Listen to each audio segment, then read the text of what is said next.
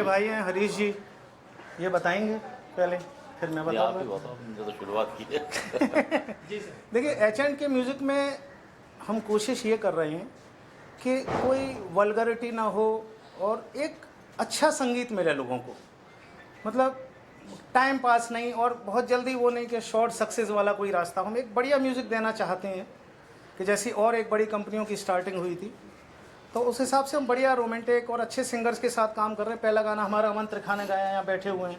दूसरा गाना शवाब साबरी ने गाया। तीसरा गाना मामे खान गा रहे हैं 28 तारीख को। मोस्टली मार्केट के लगभग 15-20 जो टॉप सिंगर है वो हमारे साथ काम कर रहे हैं इस समय। तो मतलब मुझे तो ऐसा लगता है कि शायद 90% सिंगर्स और म्यूजिशियन इस समय एच.एंड के म्यूजिक के पास हैं, और क्या चाहिए आपको।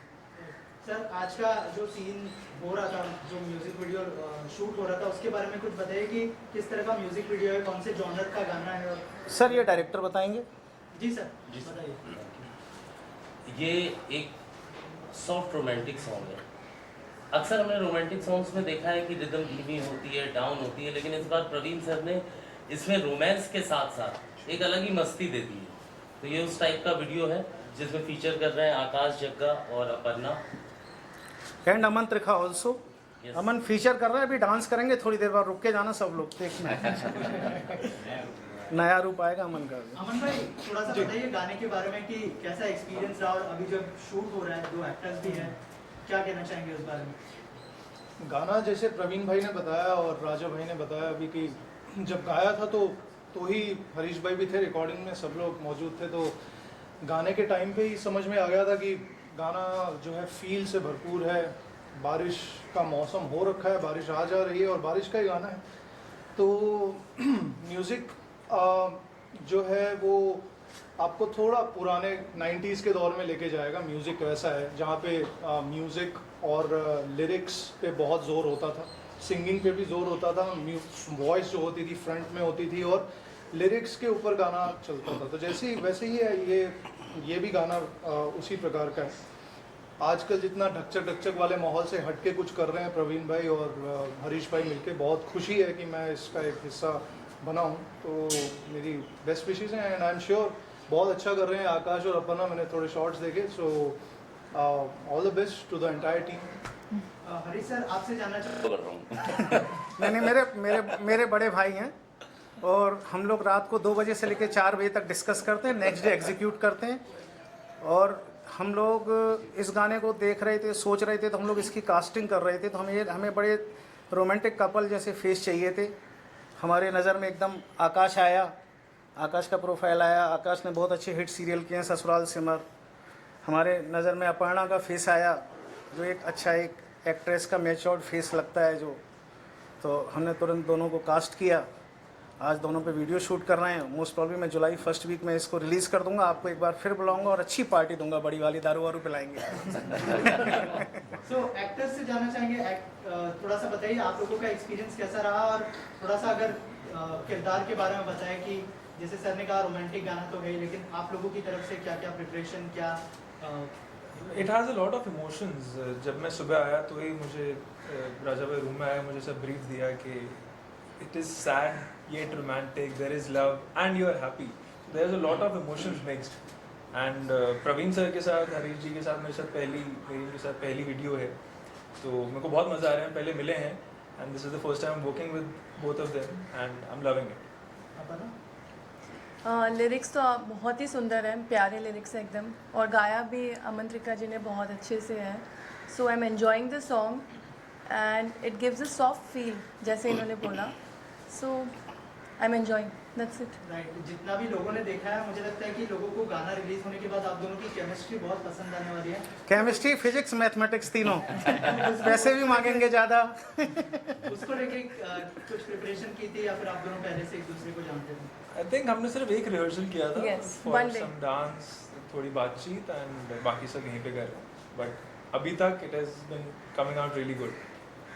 सर इसके अलावा बहुत सारे म्यूजिक लेबल्स हैं, जैसे हमने पहले भी पूछा था आपको, तो उनके साथ भी आई एम श्योर कंपटीशन होगा ही, लेकिन सर कंपटीशन प्रवीण भारद्वाज का है ही नहीं। मेरे गाने सब म्यूजिक लेवल के संग सुपर हिट हैं, और ये तो मेरा अपना लेवल है, तो टेंशन होने वाला है, कैसे अलग होने वाला है सर? नहीं, अलग कुछ नहीं होता, बेस्ट काम करो, अलग डिफरेंट कुछ नहीं होता। ये अलग तो लोग बोलते हैं, अलग नहीं होता, लेकिन जितने लेवल चल रहे हैं मार्केट में सब में मेरे हिट गाने हैं, 50-50, 100-100, चाहे टी सीरीज हो, जी हो, सोनी हो, अभी सोनी का गाना रिलीज। हम अब ये है कि ये मेरी घर की कंपनी है तो मैं ज़्यादा मेहनत करूँगा, थोड़ी सी वहाँ थोड़ी सी कम करता था। ये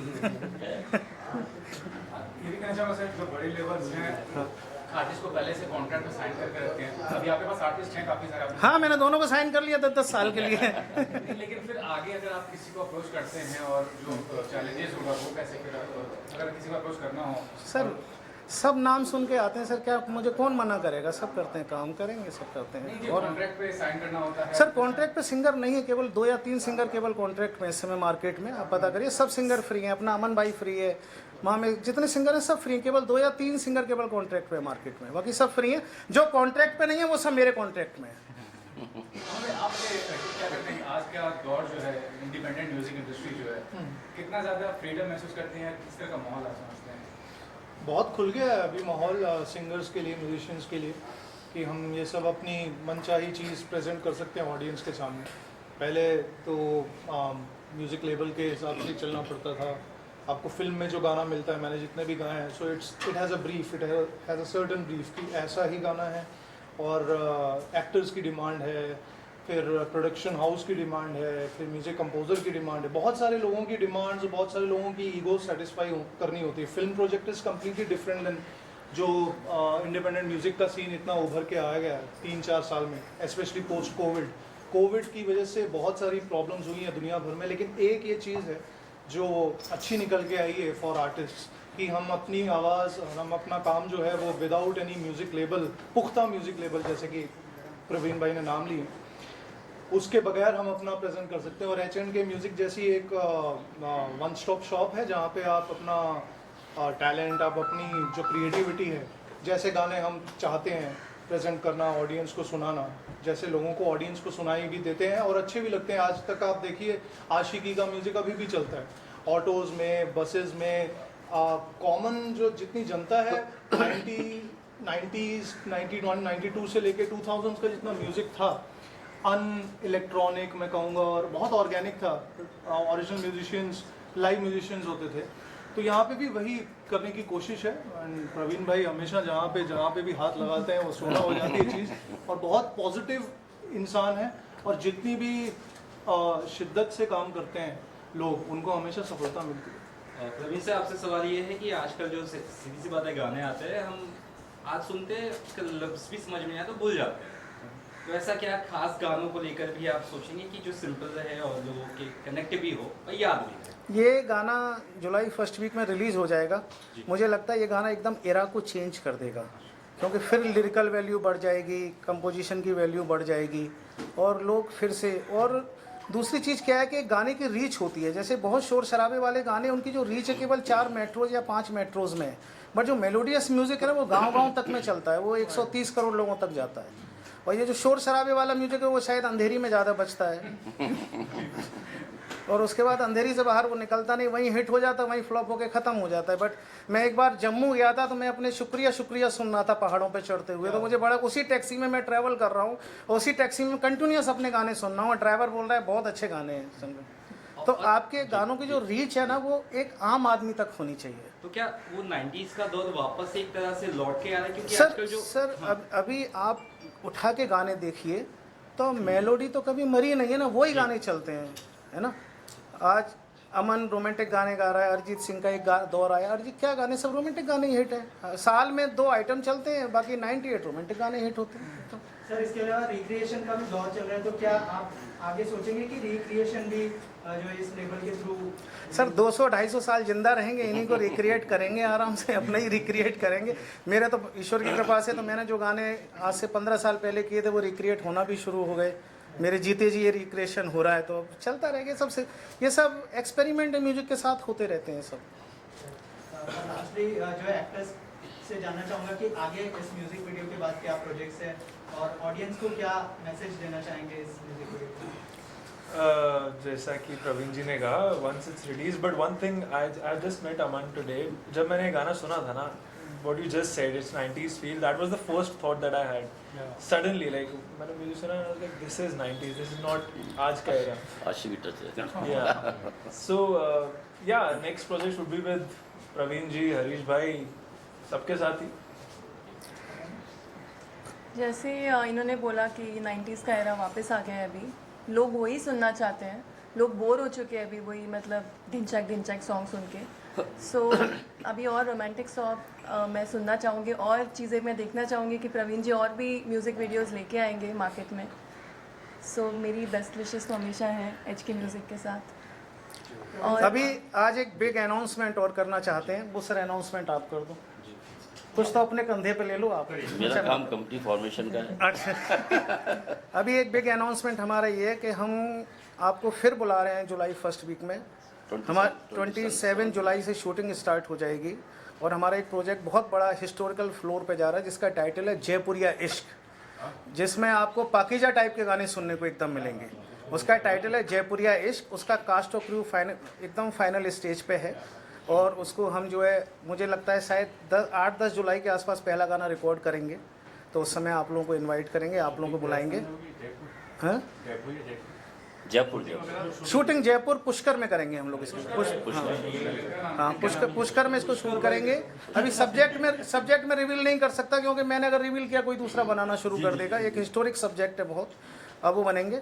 और सबसे ज़्यादा मेरी जो पूरी टीम है, मैं सबको बेचारे ये मेरे संग सब सोते ही नहीं, इनको सोने ही नहीं देता हूँ, समझे. तो ये बहुत अच्छी मुझे टीम मिली है, उसके लिए भी बहुत इन लोगों की मुझे साथ मिलता रहता, तब मैं कर पा रहा हूँ. मैं अकेला कुछ नहीं कर पाता. मेरा डायरेक्टर बेचारा वो सोता ही नहीं, ऑफिस में सो रहा था. कल फोटो भेजूंगा मीडिया को. आकाश को परेशान करते हैं, इसको भी परेशान करते हैं. ये सब लोग अलग से जब आप इंटरव्यू लोगे तो मेरी शिकायतें करेंगे क्या क्या है सब एकदम. नहीं, he is a very sweet person. समझे. नहीं, he is very sweet person. उनकी कंपोजिशन भी बहुत स्वीट है. ये अपने साथ काम करने वालों को भी एग्जैक्टली वैसा ट्रीट करते हैं जैसे अपनी फैमिली को ट्रीट करते हैं. इनके लिए हमेशा दो फैमिली रही है, एक बीवी बच्चे माँ बाप और दूसरे हम लोग. कहते हैं आप मेरी एक्सटेंडेड फैमिली हो, आप लोग मेरे साथ काम नहीं करते. ये उतना ही ध्यान हमारा भी देते हैं जितना अपनी फैमिली. गाना तो अब तक रिलीज नहीं हुआ, अगर 2 लाइनें अमन. हाँ सुनाते ना, मैं और अमन मिलकर सुनाते. चलो आ जाओ. अब की बरसात में तो तुम आए नहीं, क्या क्या किस्से हुए तुमने सुनाए नहीं. अब की बरसात में तो तुम आए नहीं, क्या क्या किस्से हुए तुमने सुनाए नहीं. चलो अब दिल को बेकरार करते हैं, अगली बारिश का इंतजार करते हैं. चलो अब दिल को बेकरार करते हैं, अगली बारिश का इंतजार करते हैं. और ये जो मेरा ड्रीम है ना, उसको मेरे हरीश भाई पूरा कर रहे हैं कि एक बड़ा दौर लेके आ रहे हैं हम लोग म्यूजिक का. तो ये मतलब पूरी टीम लगी हुई है इस समय, जो आपको हर महीने 2-3 प्रोडक्ट देगी. Thank you sir.